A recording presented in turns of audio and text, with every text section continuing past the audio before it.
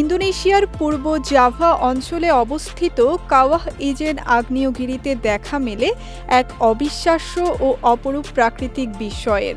সেখানে রাতের অন্ধকারে আগ্নেয়গিরির ঢালে জ্বলে ওঠে নীল আগুনের মনোমুগ্ধকর দৃশ্য, যা দেখতে প্রতি বছর বিশ্বের বিভিন্ন দেশ থেকে হাজারো পর্যটক, আলোকচিত্রী ও প্রকৃতি প্রেমীরা কাওয়াহ ইজেন আগ্নেয়গিরিতে ভিড় জমান।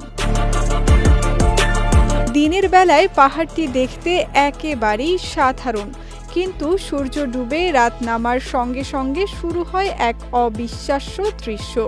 পাহাড়ের ঢাল জুড়ে জ্বলে ওঠে উজ্জ্বল নীল রঙের শিখা, যা দূর থেকে দেখে মনে হয় যেন আগুন নয়, নীল লাভা বয়ে যাচ্ছে।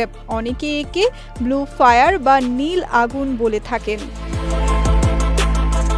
তবে এটি আসলে কোনো অতি প্রাকৃত ঘটনা নয়। আগ্নেয়গিরির গভীর থেকে নির্গত সালফার সমৃদ্ধ গ্যাস প্রায় ৬০০ ডিগ্রি সেলসিয়াস বা তারও বেশি তাপমাত্রায় বাতাসের অক্সিজেনের সংস্পর্শে এসে জ্বলে ওঠে।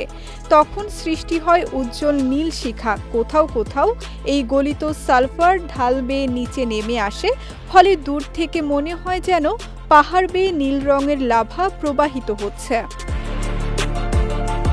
এই নীল আগুন দিনের আলোতে তেমন দেখা যায় না, তাই পর্যটকদের গভীর রাত বা ভোরের আগেই পাহাড়ে উঠতে হয়।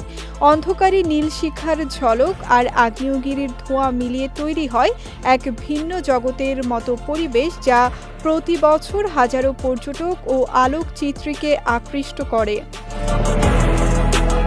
বিশেষজ্ঞরা বলছেন, পৃথিবীতে খুব কম স্থানেই এমন প্রাকৃতিক নীল আগুনের ঘটনা এত স্পষ্টভাবে দেখা যায়। তাই এটি শুধু একটি পর্যটন কেন্দ্র নয়, বরং ভূতত্ত্ব ও আগ্নেয়গিরি গবেষণার জন্য অত্যন্ত গুরুত্বপূর্ণ।